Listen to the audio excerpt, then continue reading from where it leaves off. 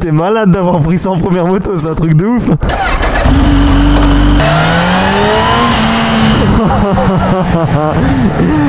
Je fais genre, mais ça fait déjà 20 km que je l'ai. Et putain, c'est un truc de malade. C'est un truc de malade.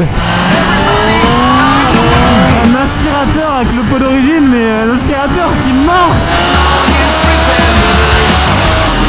On n'est pas encore sur Autobahn, on va se calmer tout de suite. Voilà, bienvenue en Allemagne. Ici, c'est pas 110, c'est pas 130 non plus. C'est une stabilité, ça ne bouge pas d'un poil. J'étais jusqu'à 285 en roadster. Incroyable.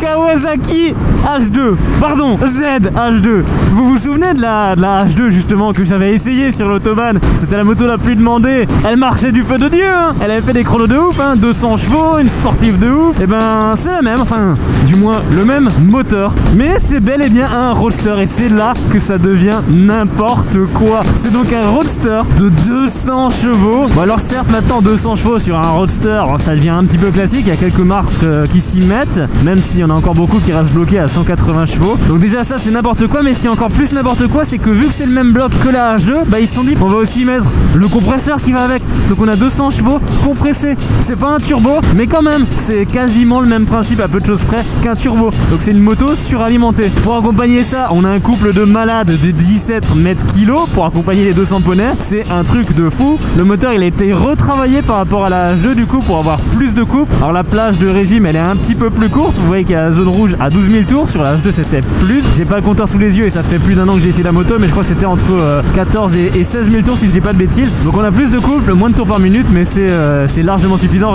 J'ouvre en 6ème, c'est un truc de fou. On a un shifter également en down et ça te propulse, tu sens. Je sais pas si on entend bien au micro. Ça fait un petit cuit-cuit, c'est le compresseur qui fait ce petit sifflement. Alors on m'avait dit sur la Kawasaki H2 qu'il se déclenchait à partir de 6000. Enfin le propriétaire m'avait dit ça. Après en commentaire on m'a dit non, il est tout le temps actif, mais on le sent que à partir de 6000.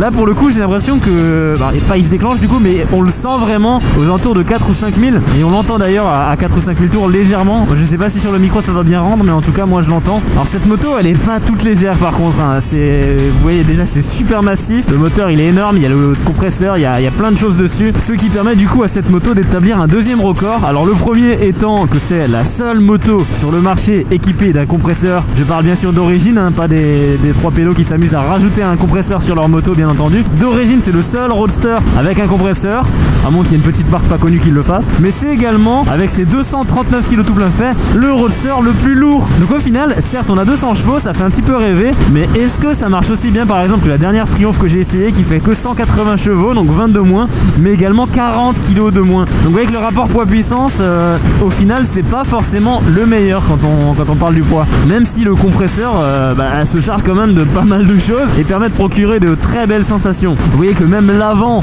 on est clairement sur le nez de la H2 un petit peu affiné, parce que forcément il faut que ça soit adapté à un roadster et on va pas mettre la grosse bulle et toute la partie avant, ça serait totalement démesuré, même si là c'est déjà énormissime pour un roadster. Dessus on est super bien, et une fois que c'est lancé, par contre les 240 kg je pensais qu'on les sentirait beaucoup plus, mais absolument pas en fait. Le centre de gravité il a l'air d'être vachement bas, ce qui fait que t'as vraiment l'impression d'être sur une petite moto de 160 kg. J'ai aucune différence niveau poids par rapport à la MT-09 qui fait 180 kg à peu près. On est bien sûr équipé de toutes les dernières technologies sur le compteur. Vous voyez que c'est encore une Nintendo 3DS le bordel, il y a plein de choses, il y a des boutons partout, c'est un avion de chasse le truc. En plus d'être un avion de chasse niveau performance, on a même le Bluetooth dessus, je vois là qu'il y a un petit logo Bluetooth. Alors je pense que c'est pour la musique ou pour le GPS. Perso j'utilise jamais ça sur une moto, je sais qu'il y a chez Triumph également et chez Aprilia. Moi j'ai pas ça, ça m'a jamais empêché de bien rouler, mais pour les personnes qui voyagent beaucoup, qui ont la flemme d'appuyer sur l'intercom pour changer de musique etc, ça peut être sympathique. Pour pouvoir goûter à ce doux plaisir qui est la ZH2, il faut quand même signer un chèque assez conséquent de 17 000 € pour l'avoir neuve, à partir de 17 000 €, donc sans aucune option. Prévoyez quand même une ligne d'échappement si vous voulez vraiment être dans le kiff total, parce que la ligne d'origine c'est quand même vraiment un aspirateur. Ça fait un petit peu de bruit. Le bruit n'est pas dégueulasse, mais c'est vraiment super atténué. La cartouche, elle est énormissime.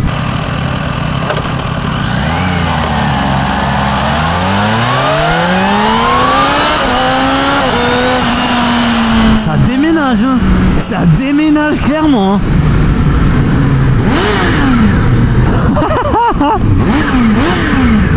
Là on entend bien le petit piou-piou du compresseur.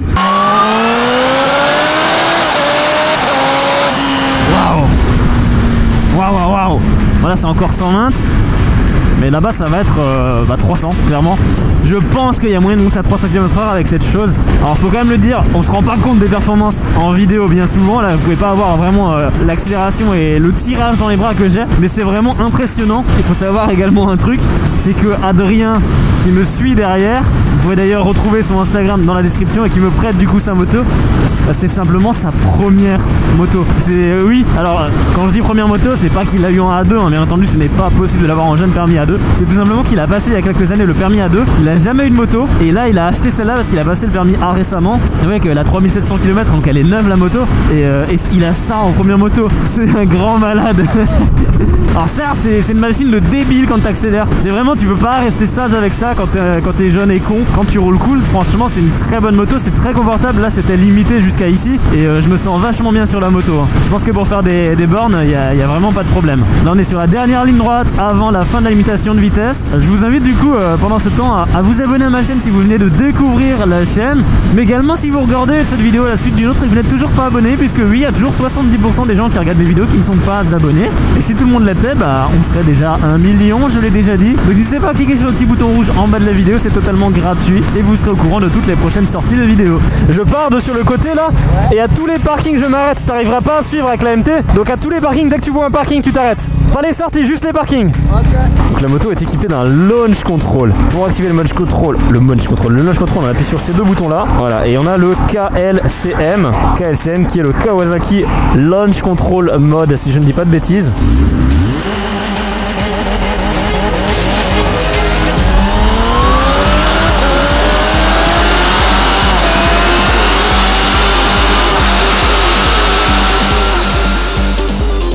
C'est impressionnant comme ça reprend, même à 200 ça reprend, c'est un truc de malade. Parce que ça prend 200 en troisième, je pense, un large.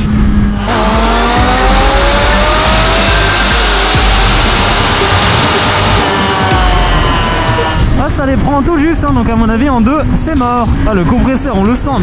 Regardez-moi ça, là je suis en troisième. Wouh! Arrachage des bras. Et c'est d'une stabilité, ça ne bouge pas d'un poil. Vous voyez que je peux même donner des petits coups dans le guidon, ça rattrape tout, ça guidonnera pas. J'étais jusqu'à 285 en roadster, c'est mon record, hein. Avant c'était avec la KTM 1290, c'était 280. Là 285, ça ne bouge pas.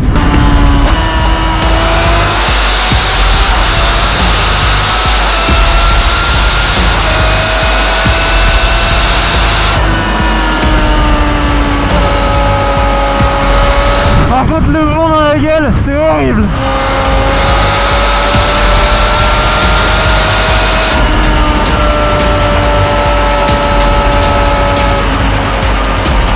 Ah, ça déménage, hein. Là c'est bon, je suis réveillé, je suis en pleine forme, c'est un truc de malade mental, hein. Là je suis en train de me dire, est-ce que c'est la moto qui a rien à faire sur route, ou est-ce que c'est le moteur avec le compresseur qui a rien à faire sur la moto, parce que c'est clairement un truc de ouf.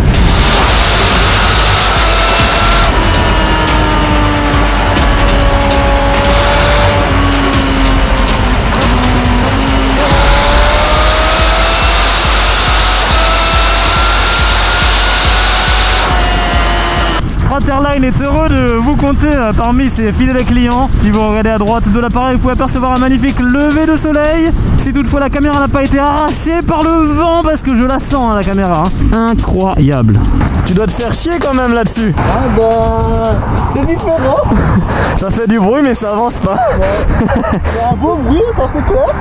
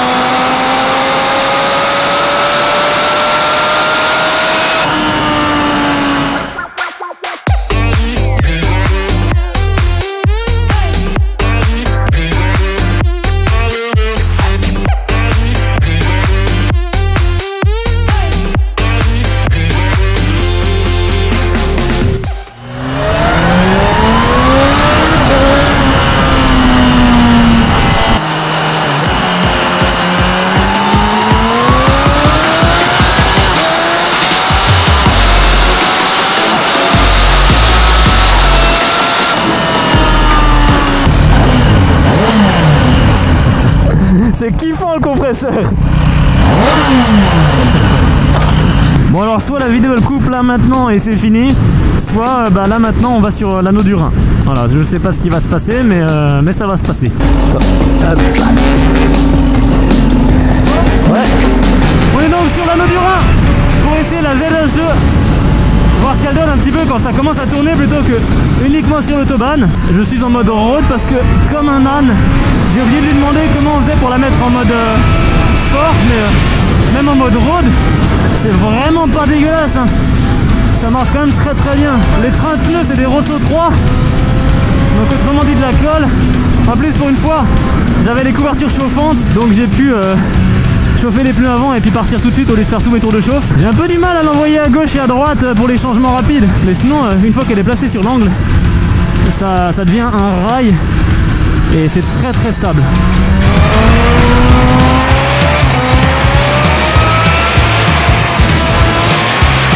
Il y a tout qui est bien, le châssis, le freinage, l'accélération, il y a un couple de bâtards dessus.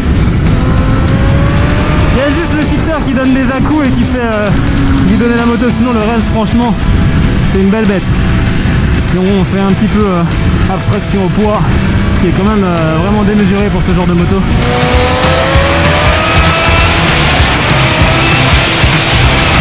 Wow, ouais ça saute carrément.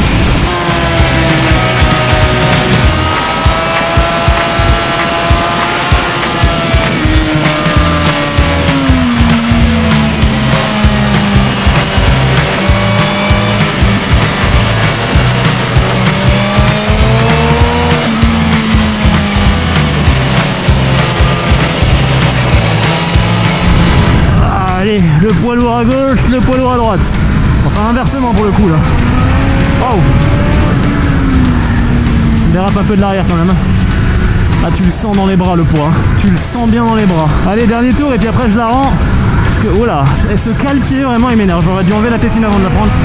Je disais donc dernier tour et après je la rends à Adrien qui me l'a prêté gracieusement cette moto. Un grand merci à lui. Et comme dit, quand je fais ce genre d'essai sur le circuit, le but c'est pas de rincer la moto. Je fais quelques tours et puis je la ramène. C'est juste pour vous proposer une petite vidéo. Avec une belle ligne d'échappement comme la H2, ça pourrait être vraiment sympa je pense. Alors Avec des plus chauds. C'est stylé hein. c'est quoi? C'est une... Hein? Ah il veut pas le dire. C'est une...